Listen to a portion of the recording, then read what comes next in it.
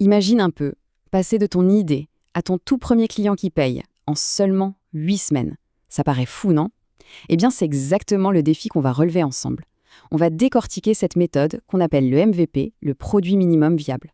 Allez, c'est parti, on va voir comment transformer cette vision que tu as en tête en quelque chose de bien réel et surtout de le faire vite. Mais en fait, pourquoi se presser comme ça? La réponse est simple. C'est pour éviter de se planter. On le sait tous, lancer le produit parfait, ça peut prendre une éternité et coûter un bras, sans aucune garantie que ça va marcher. L'idée du MVP, c'est justement de court-circuiter ça. En testant ton idée très vite, les chiffres sont clairs. Tu peux réduire ton risque d'échec de près de 90%. C'est énorme. C'est un peu comme une assurance vie pour ton projet, pour être sûr de ne pas passer des mois à construire un truc dont personne ne voudra au final. Alors, voilà notre programme. D'abord, on va définir ce qu'est vraiment un MVP. Ensuite, on verra le plan d'action des 2 premières semaines. Après, on passe à la construction, la phase lean, puis le grand moment, le lancement pour apprendre. Et enfin, on verra ce qui se passe après, la suite logique. C'est bon pour toi? Allez, on y va. Bon, première étape, qu'est-ce qu'un vrai MVP? Et là, attention, on va tout de suite mettre les pieds dans le plat. Parce qu'avant de penser au produit lui-même, il faut bien comprendre que le MVP, ce n'est pas juste une version au rabais de ton idée. Non, non, c'est bien plus que ça, c'est une mentalité, une véritable stratégie. En gros, le but du jeu, c'est de valider une hypothèse. Le MVP n'est pas une fin en soi, c'est un outil pour apprendre. Il est là pour répondre à une question toute simple mais vitale. Est-ce que des gens ont vraiment le problème que je pense? Et est-ce qu'ils sont prêts à utiliser, voire à sortir leur carte bleue pour ma solution? Tout est là. J'adore cette phrase, elle résume tout. En fait, lancer un projet, c'est toujours un pari sur l'avenir. Et le but du MVP, ce n'est pas de te garantir que tu vas gagner le jackpot, non. Son but, c'est de faire en sorte que ta mise de départ soit la plus petite possible. Tu veux réduire le coût de l'incertitude, c'est-à-dire que tu achètes de l'information pour savoir si tu dois continuer à miser ou pas. Et là, attention, gros warning. Il y a des pièges classiques dans lesquels on peut vite tomber. Ce que j'appelle les anti-modèles du MVP. Genre, commencer avec une feuille de route sur 2 ans, ou ne jamais parler à un seul utilisateur pendant des mois, ou encore pire, choisir une techno ultra complexe au cas où on aura 1 million d'utilisateurs demain. Ça, ce n'est pas un MVP. C'est une V1 déguisée et c'est le meilleur moyen de perdre du temps et de l'argent. Ok, maintenant qu'on a posé les bases, on passe à l'action. Semaine 1 et 2, on prépare le terrain. Et je te préviens tout de suite, on ne va pas écrire une seule ligne de code. Pas une. Tout se joue dans la stratégie, dans la préparation. Le processus est super simple, mais il demande une discipline de fer. D'abord, tu dois définir le problème. Pas 10 problèmes, le problème critique que tu veux résoudre. Ensuite, la priorisation radicale. Tu listes tout ce que ton produit pourrait faire et tu classes. Indispensable, intéressant ou poubelle. Et devine quoi, tu ne gardes que l'indispensable. Enfin, seulement après, tu choisis la techno qui va te permettre d'aller le plus vite possible. Et justement, parlons des outils. C'est un point clé. Regarde ce tableau, c'est flagrant. D'un côté, le no-code, on parle de quelques semaines, de quelques milliers d'euros pour un objectif de validation. De l'autre, le code traditionnel. On passe à des mois, des dizaines, voire des centaines de milliers d'euros pour viser la scalabilité. Pour un MVP, le calcul est vite fait, non? On cherche à valider, pas à construire une fusée. Le no-code est donc souvent la réponse la plus intelligente à ce stade. Allez, on passe aux semaines 3 à 6. Là, on rentre dans le dur, la phase de construction. Le maître mot, lean, ça veut dire maigre, dégraissé. On construit le strict minimum, rien de plus.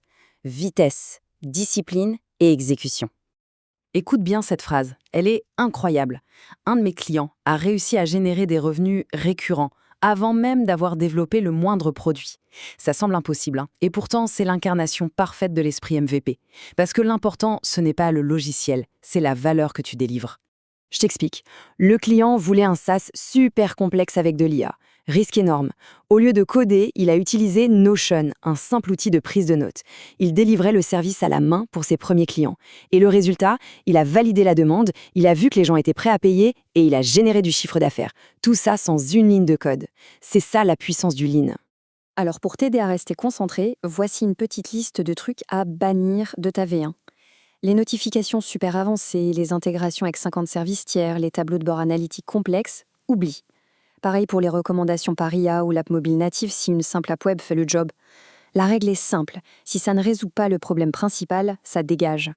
Et nous voilà aux semaines 7 et 8. C'est le sprint final, le moment de vérité. Ton produit, aussi simple soit-il, est prêt. Maintenant le jeu change, on arrête de construire et on se met en mode éponge. On écoute, on mesure, on apprend. L'objectif, c'est de faire passer des gens qui ne te connaissent pas du tout à des gens qui adorent ton produit. Pour ça, il y a un chemin à suivre. On va les attirer, les transformer en utilisateurs, puis en clients. Pour notre MVP, on va se concentrer sur le tout début de ce chemin. Comment attirer ces toutes premières personnes? Alors, comment on fait pour attirer ces pionniers? 3 trucs super concrets. D'abord, crée une offre irrésistible, un prix spécial Early Bird ou un bonus exclusif. Ensuite, montre que tu es crédible. Écris un petit article qui prouve que tu maîtrises ton sujet, ça rassure. Et enfin, va chercher tes premiers retours. Un seul bon témoignage client, ça vaut de l'or. Une fois que les premiers utilisateurs arrivent, il faut mesurer les bonnes choses. Mais pas la peine de se noyer sous 150 graphiques. Concentre-toi sur l'essentiel. D'où ils viennent? Est-ce qu'ils utilisent la fonctionnalité clé?